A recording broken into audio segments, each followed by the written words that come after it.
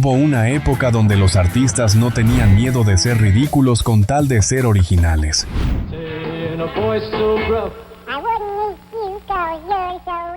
Prepárate, porque hoy vamos a recordar canciones que parecían una broma, pero son piezas maestras que nadie se atrevería a grabar hoy.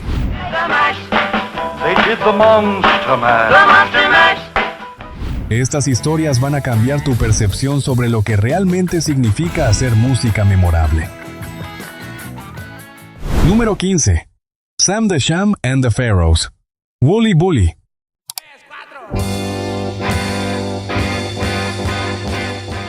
¿Qué pasa cuando un dentista decide abandonar el torno y agarrar un micrófono? Que nadie lo para, y que el resultado es esto.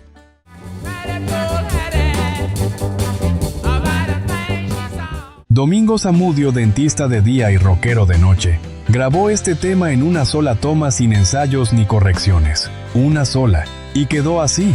Escucha lo que viene y presta atención a lo que suena cuando alguien no tiene nada que perder.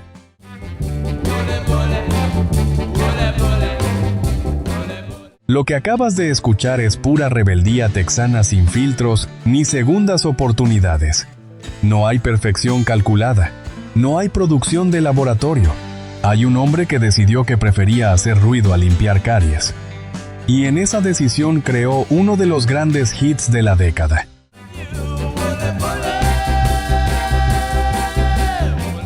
Una canción que nació de la pura pasión por hacer ruido y, sin quererlo, cambiar el mundo. Antes de seguir, ¿cómo te llamas y desde dónde nos estás viendo? Cuéntanos en los comentarios. Número 14. Bobby Boris Pickett. Monster Mash.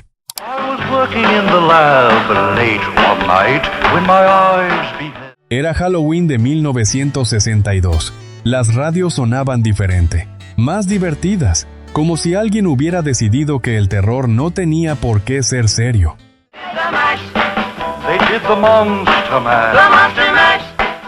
¿Sabes qué tenía de especial la voz de Boris Pickett que hipnotizaba a toda América? Era una imitación directa de Boris Karloff, el actor de Frankenstein, tan precisa que asustaba, tan graciosa que no podías dejar de escucharla. Presta atención a lo que viene.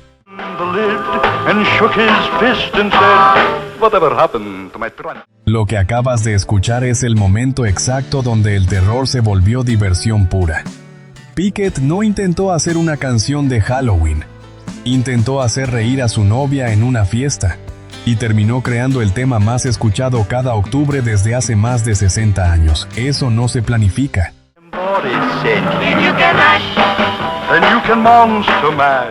Porque si piensas que esto era raro, lo que viene desafía toda lógica musical de una manera que todavía no tiene explicación razonable.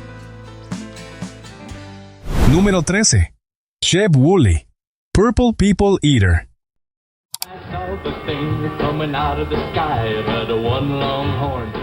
Como una criatura de un solo ojo, un solo cuerno y con ganas de tocar en una banda llegó al número 1 mundial. La pregunta en sí misma ya es suficientemente absurda.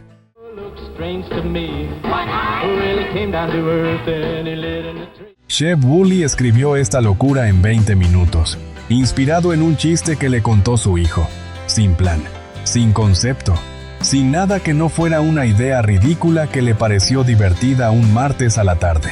Escucha la textura de lo que viene.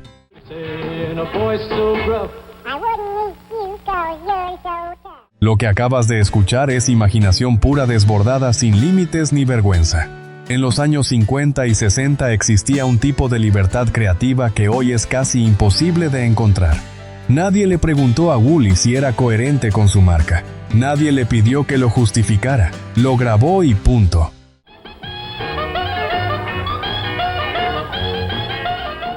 Una prueba de que la música más honesta nace de la diversión más pura.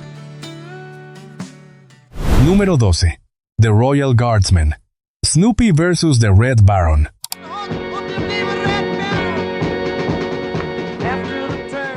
Los cómics cobraban vida en 1966, y Snoopy, el beagle más famoso del planeta, decidió que su caseta era un avión de guerra. Las radios lo dejaron volar.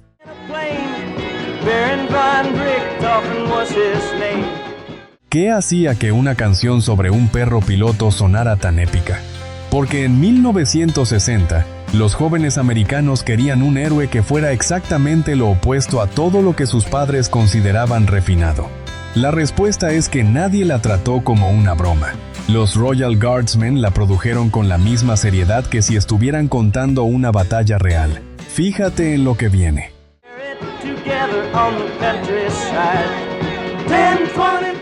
Lo que acabas de escuchar es el momento donde la fantasía se vuelve himno generacional. Cuando una historia absurda se cuenta con convicción total, el oyente la siente real. Eso es lo que hicieron. Y una generación entera de niños eligió el bando de Snoopy sin dudarlo un segundo.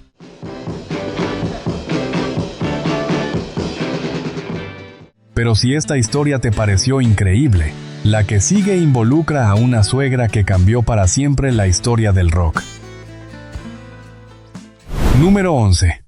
Ernie K. Doe, Mother-in-Law.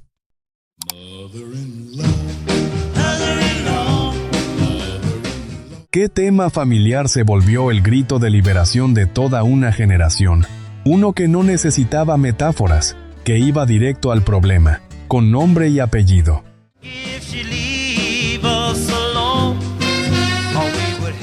Ernie K. Doe no ocultó la inspiración.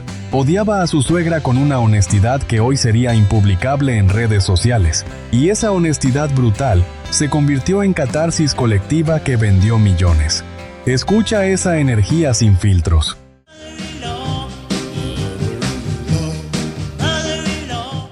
Lo que acabas de escuchar es pura catarsis. La liberación de años de tensión familiar comprimida en 3 minutos de Rhythm and Blues de Nueva Orleans. Cada persona que la escuchaba pensaba en alguien específico, y eso la hacía personal de una manera que pocas canciones logran.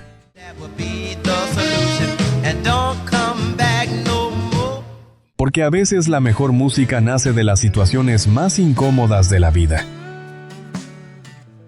Número 10. The Hollywood Argylls, Alley Oop.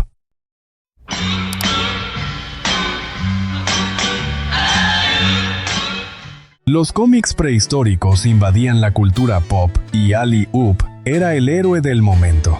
Un cavernícola con masa que de alguna manera se volvió el rey del rock.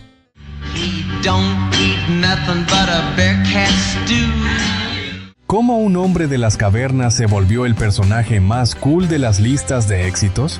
Porque en 1960, los jóvenes americanos querían un héroe que fuera exactamente lo opuesto a todo lo que sus padres consideraban refinado. Presta atención a lo que viene.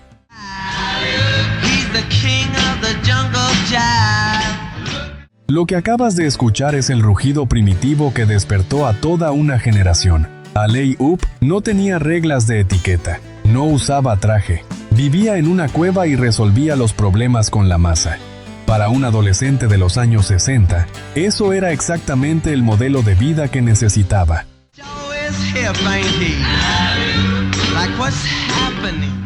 Porque si un cavernícola te pareció raro, lo que sigue nació de un simple sonido de bocina en la autopista.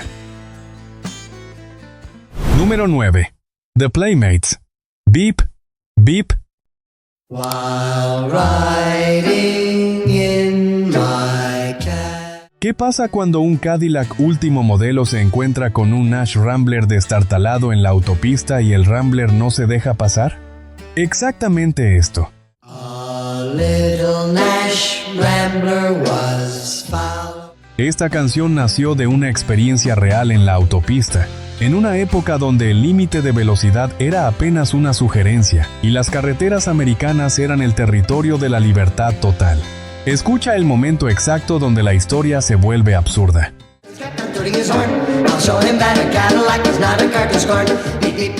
Lo que acabas de escuchar es adrenalina de carretera pura.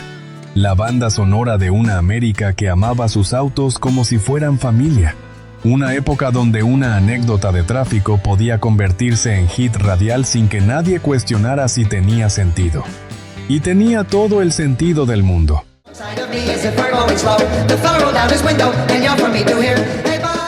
Una época donde las canciones nacían de las aventuras más simples de la vida cotidiana. Número 8. The Trashmen. Surfing Bird. Oh, well, everybody's heard about the bird. The bird's a winner, well, the bird. Minnesota en invierno. Lejos del océano. Lejos de las playas de California. Pero el surf rock latía con fuerza en cada garage y cada sótano congelado de la ciudad.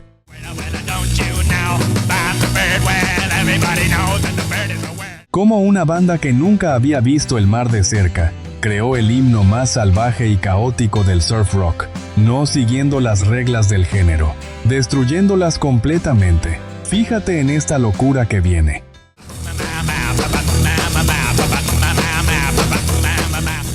Lo que acabas de escuchar es pura rebeldía adolescente sin reglas ni límites ni dirección definida. Los Trashmen tomaron 2 canciones de los Rivingtons, las mezclaron sin pedir permiso y agregaron los gritos más descontrolados que alguien había grabado en un estudio profesional. El resultado era un desastre perfecto.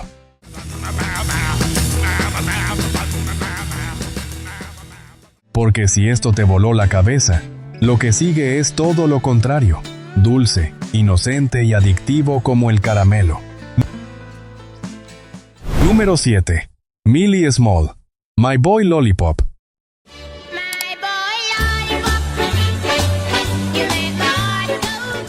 Cómo una adolescente jamaiquina de 17 años conquistó el mundo entero con una canción de amor que sonaba a juego de niños. Con exactamente eso. Con un juego de niños ejecutado a la perfección.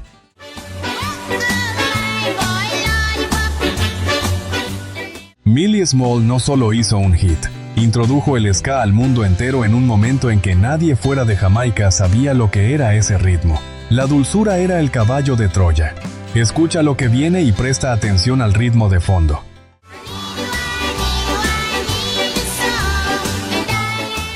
Lo que acabas de escuchar es inocencia caribeña pura, que derritió corazones en todos los continentes simultáneamente.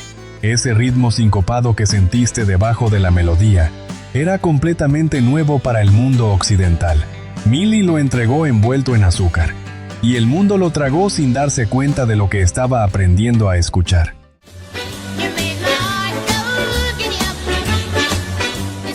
La prueba de que la juventud y la autenticidad siempre encuentran su camino al corazón. Número 6. Barry Mann, Who Put the Bomb. I'd like to thank the guy who wrote the song. Las onomatopeyas dominaban el doo-wop y cada bump, cada dang, cada rama lama ding dong tenía su lugar exacto en la historia de la música popular. Nadie se los cuestionaba. Simplemente funcionaban.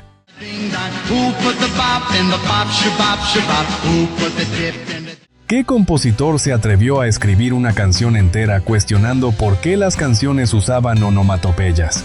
Barry Mann, el mismo que escribía hits para otros artistas, decidió hacer música sobre hacer música. Presta atención a la genialidad meta que viene.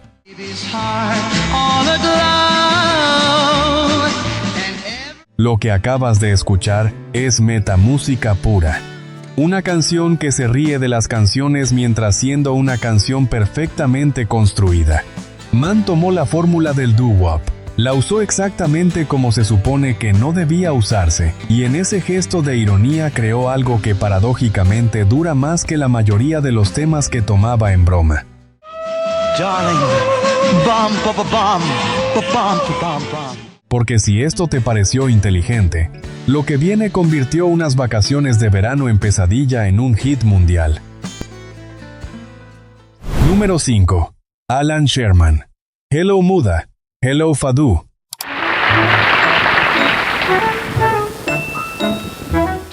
¿Qué pasa cuando un campamento de verano que se supone que es el paraíso de los niños resulta ser exactamente lo contrario?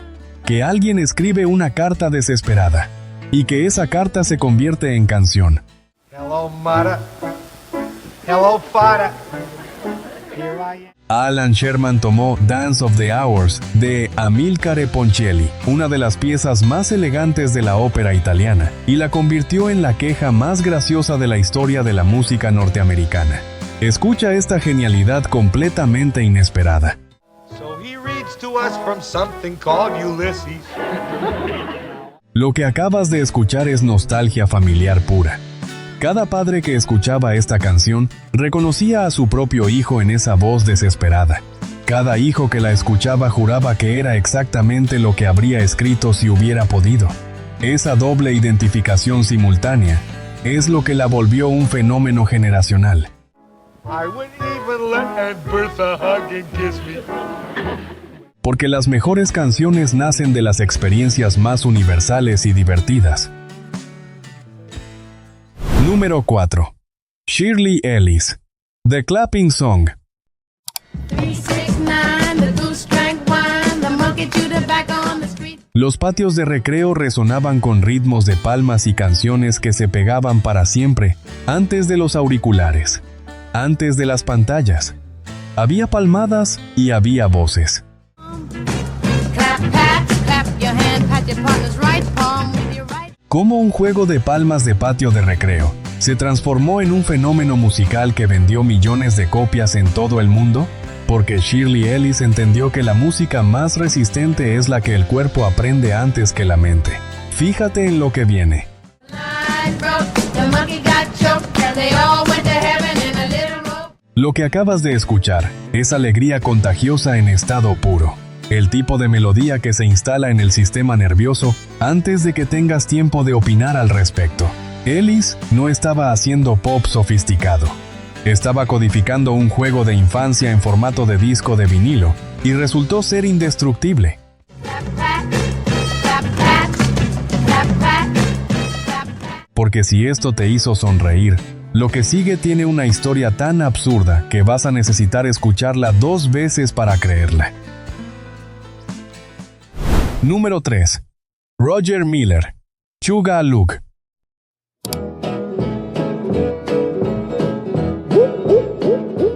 ¿Qué bebida prohibida se volvió el himno secreto de la juventud rebelde de los años 60? Una que se hacía en casa, en el sótano, con uvas, con raíces de cerveza, con lo que hubiera disponible. Chug-a-lug, chug-a-lug. Make you wanna holler. Roger Miller escribió sobre grape wine casero y root beer con una inocencia tan cuidadosamente calculada que las radios no podían censurarla, pero todos entendían exactamente el mensaje real. Escucha esa picardía también disfrazada. And I swallowed it with a smile. I run. Lo que acabas de escuchar es travesura musical pura. Guiños de complicidad entre Miller y una generación entera que sabía perfectamente de qué estaba hablando sin que nadie lo dijera en voz alta. En los años 60 ese juego entre lo permitido y lo prohibido era todo un arte, y Miller era uno de sus maestros. Right on a double backflip. Chug-a-lug, chug-a-lug. Una época donde las canciones podían ser subversivas, siendo aparentemente inocentes. Número 2. Herman's Hermits. I'm Henry VIII. Y Am. I'm Henry VIII, I am. Henry VIII, I am. Los pubs ingleses resonaban con esta melodía desde 1910, 55 años antes de que Herman's Hermits la grabaran. Y en 1965 la llevaron a conquistar América como si fuera nueva. Henry VIII, I am. I got married to the widow next door. Como una canción de music hall victoriano se volvió uno de los grandes hits de la invasión británica. Peter Noone la cantó con tanta energía desenfrenada que nadie en los Estados Unidos se detuvo a preguntar de dónde venía. Presta atención a lo que viene. Everyone was in Henry. Will they notice him? Lo que acabas de escuchar es Historia en Movimiento, un puente de más de medio siglo tendido entre los pubs londinenses de principios del siglo XX y las radios americanas de los años 60. Herman's Hermits no reciclaron una canción vieja. La rescataron del olvido y la pusieron a vivir de nuevo con una fuerza completamente nueva.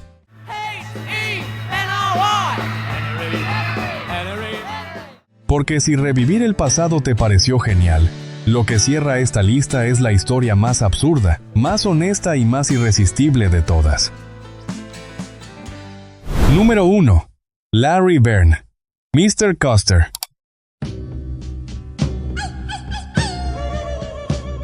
¿Qué soldado cobarde se atrevió a cuestionar al General George Custer en plena batalla de Little Bighorn? Uno que prefería vivir a ser un héroe, y que tenía toda la razón del mundo. Hey, Mr. Custer. Larry Verne creó el antihéroe más divertido de toda la historia del western americano. Un soldado raso que en medio del campo de batalla le ruega a su general que lo deje irse a casa. Sin honor, sin valentía, con todo el sentido común del mundo. Escucha esta genialidad irreverente.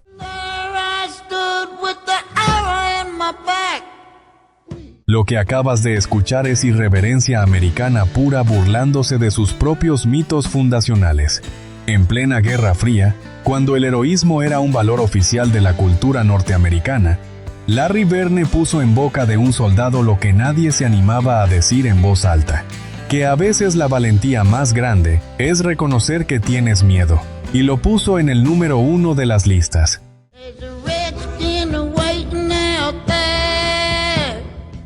La prueba definitiva de que la música más memorable nace cuando los artistas se atreven a ser completamente ridículos.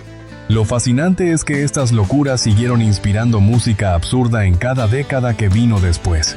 Si quieres ver hasta dónde llegó esa herencia, el próximo video te está esperando.